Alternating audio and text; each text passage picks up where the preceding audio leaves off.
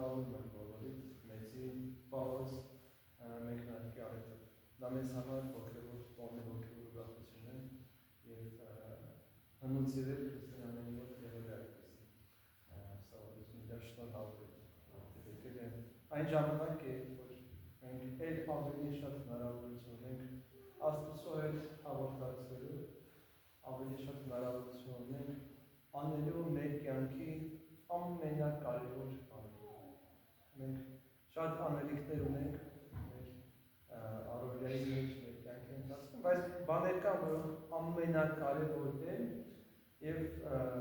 Սուրբ Եկեղեցին մեզ այդպիսի թելադրանք է տալիս, որ մենք առանձնացնենք որոշակի ժամանակ, որը պիտի սուրբ լինի։ Ինչպես մեկ շաբաթվա ընթացքում կան օրեր և մեկ օր կա, որ Աստված ասաց, որ պիտի սուրբ լինի այդ օրը, այդպես և ամբողջ տարվա մեջ մի կարճ ժամանակ կա, 7 շաբաթ պատրաստած, որը պիտի սուրբ լինի, որպես առանձնացված, կտրված այս աշխարհից և նվիրատված Աստծուն։ Եվ Սուրբ Եկեղեցին մեզ հստակ սահմանված կարգ ունի ավանդություն, թե ինչպես է անհրաժեշտ այդ պարզողությունը անցկացնել, և Եկեղեցի Սուրբ Հայրերը մեզ այդ մասին բազմաթիվ խրատներ ունեն։ Բայց եթե այդպես պարզ և ավելի խտացրած ասենք, հիմնականը այն է մարդու մարմնական և մարդու հոգևոր անելիքները։ Մարմնականը բոլորիս հասկանալի է, Եկեղեցին ասում է, որ պիտի հրաժարվենք կենդանական ծագում ունեցող սնունդից, որը մեր նվազագույն փոքրիկ նվերներ, փոքրիկ ընծաներ, հանումներ հոգևոր արթնության և մաքրագործման։ Եվ բնականաբար պատահական չէ, այսինքն եկեղեցու կմահաճուկը չէ, որ մենք այսինչ բանը ճաշակենք կամ ուրիշ բան ճաշակենք, այստեղ ավելի խորն է հարցը, և ես հենց այդ կենդանական բառը, որ պիտի այսօր շեշտեմ, որը մեզ համար կարևոր է, ինչ է կենդանական։ Մարդը ունի իր մեջ հոգևոր տար և ունի կենդանական։ Մարդը ունի շունչ և ունի հոգի։ Շունչ ունեն բոլոր կենդանիները, իսկ հոգին, որը Աստծո ներշնչումն է մարդու մեջ, այն մարդը։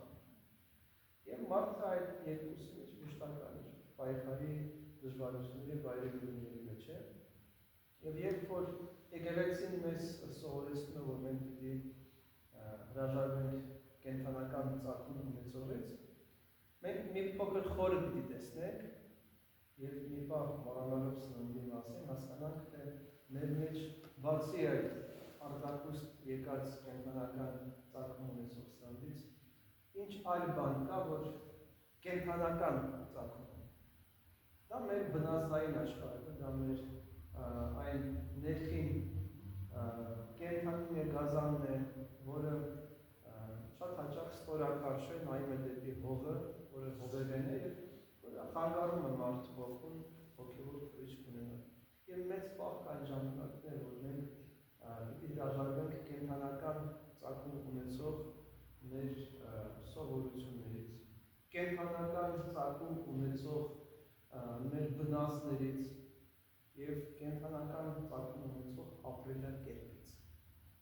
որպեսզի լինենք հոգևոր մարդ, որպեսզի, ինչպես Պողոս առաքյալը ասել, լինենք նոր արարած։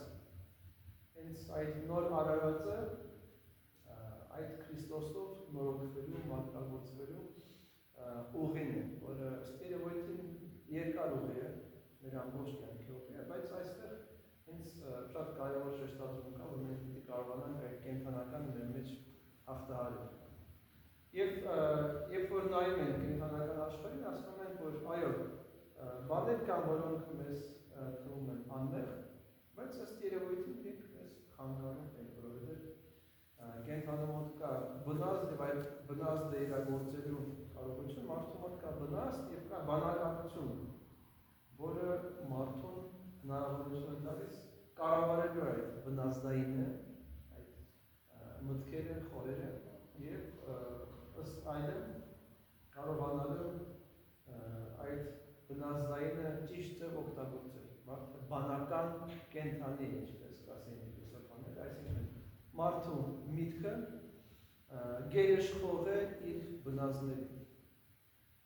Երբ որ մարդը չունի գիտակցումը իր կյանքին, չունի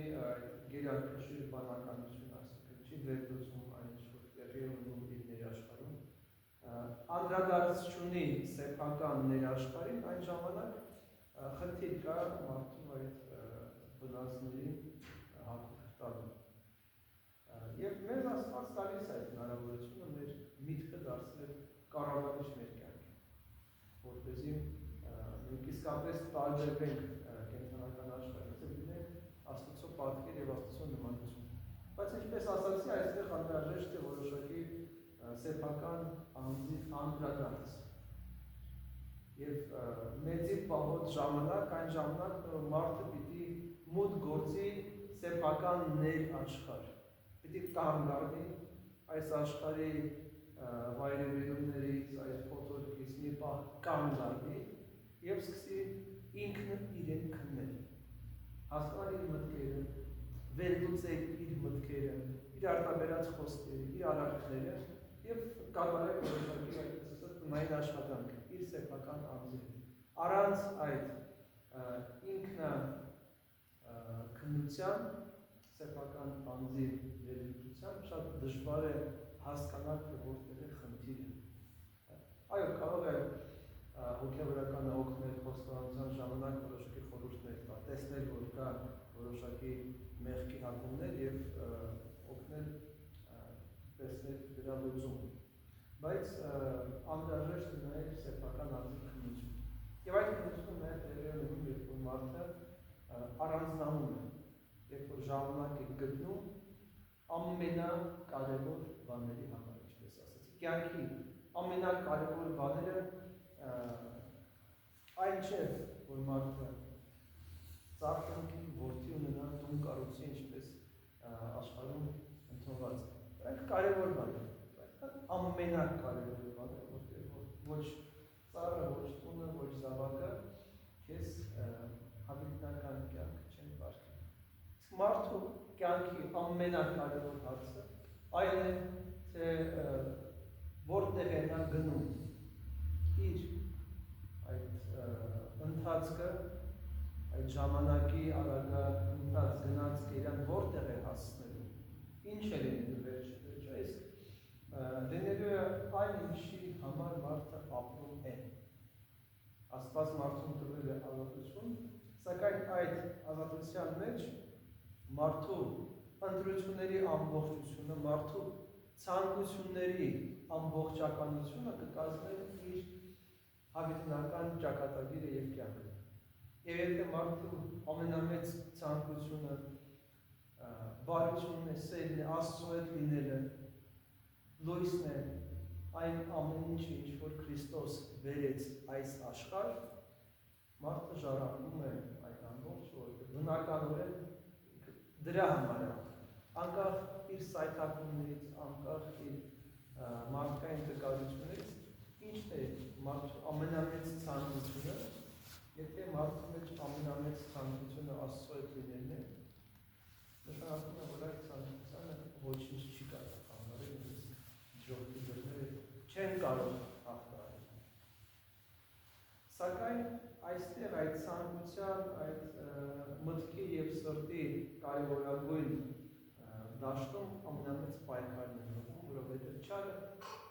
օգտագործելով այս աշխարհի բոլոր հնարավորությունները փորձում է մարդուն հենց այդ նպատակային եւ մտավոր դաշտում խեղել իր կյանքը,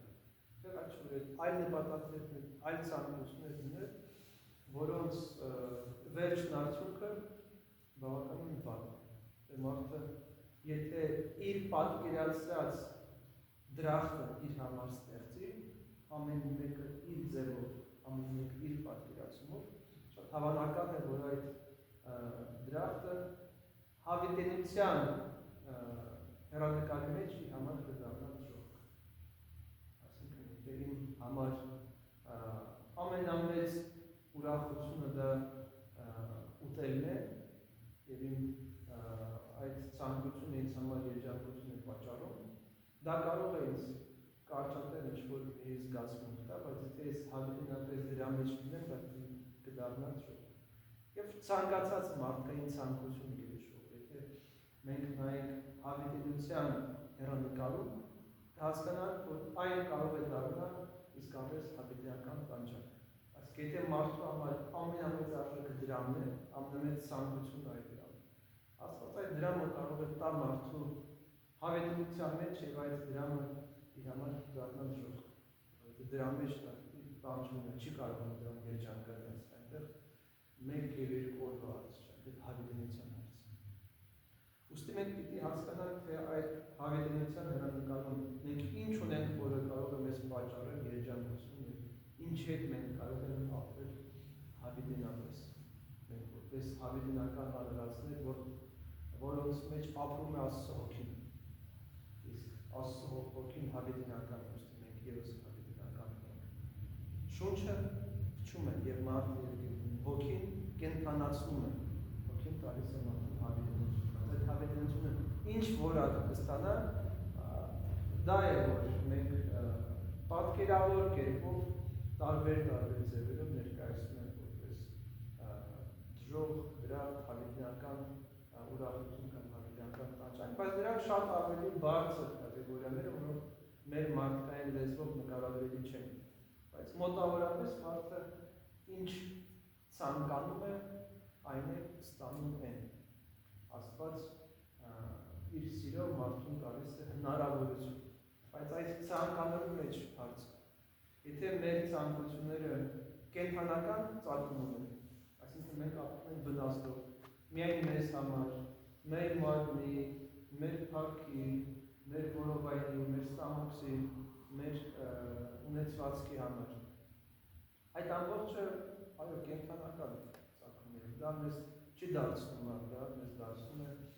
ուղղակի ապրող էակ, կենթանի շունչ, որևս ոչ մարդ։ Երբ որ մեր գերակշռի ցանկությունը հոգևոր է, եւ երբ որ մենք այդ հոգևորի մեջ կարողանում ենք հարատևել դրա մեջ տեսնել մեր կյանքի ուրախությունները եւ երջանկությունը, աղոթք որպես շփում Աստծո, ողորմություն որպես հաղթահարում կենթանական վնասը, քո վնասը ասում է ինձ վերցնեմ, կուտակեմ ավելի շատ բարարտացնել իմ կյանքը, առաքինությունը ասում է տուր, այսինքն ողորմությունը, հնարավորությունը այդ կենթանականը հաղթահարել։ Պարեցողությունը, այսինքն ժուշկալությունը, հնարավորությունը կենթանականը հաղթահարել։ Աղոթքը լավագույն միջոցներից կենթանականը հաղթահարել, որպես կենթանի չի աղոթ։ Աղոթում է մարդը եւ դա է մարդուն դարձնում հոգին։ Աղոթքի մեջ հարատևումը, աղոթքի մեջ լուսավորումը ներկայացնում։ Եվ այդ լույսի մեջ դու կարող ես տեսնել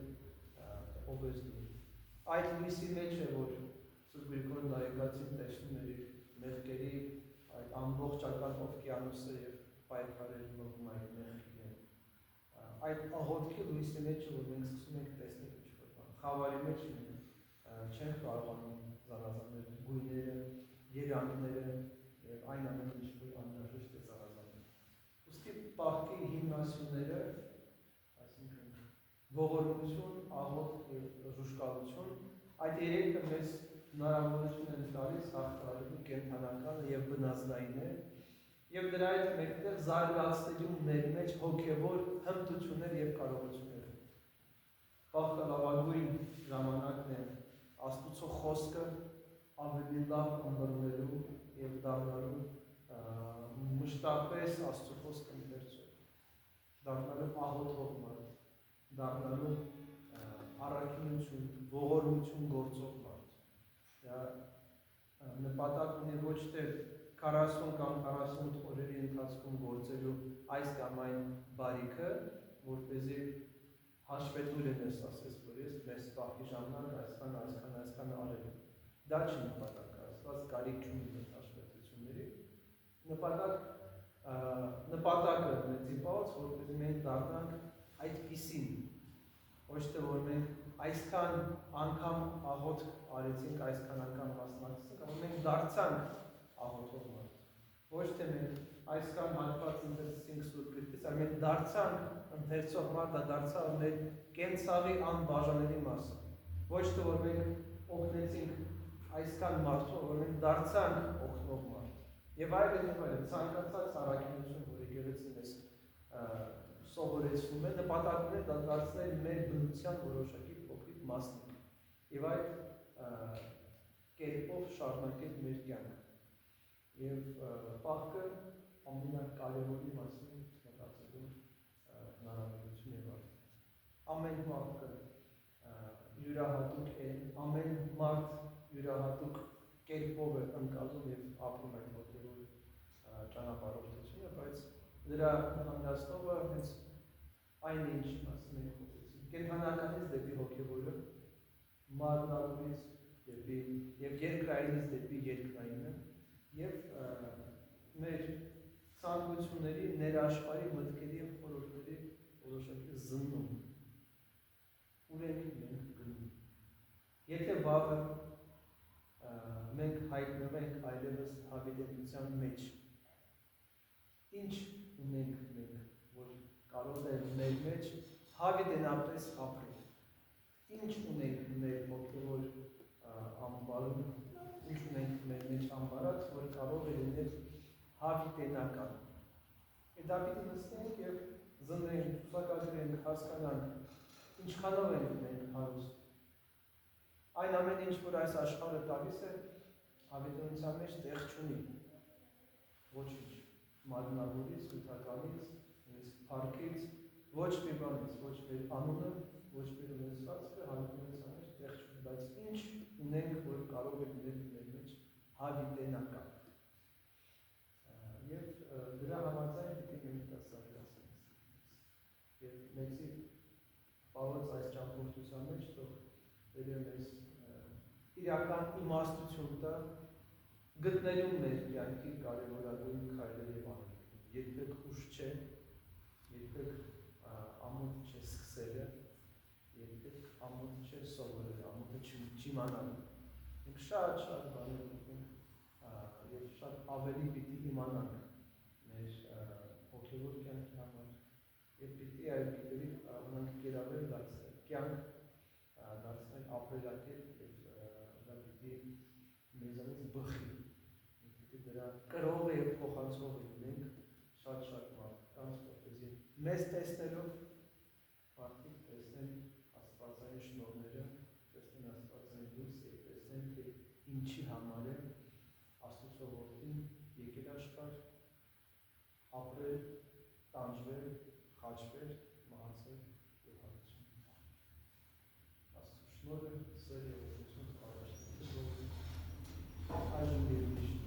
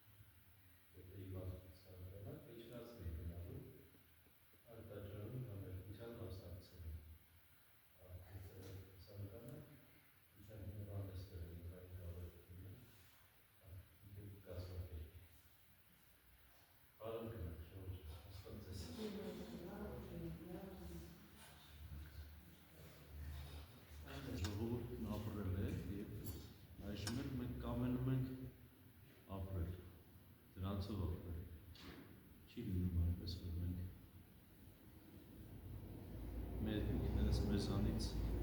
անգամ մարդկային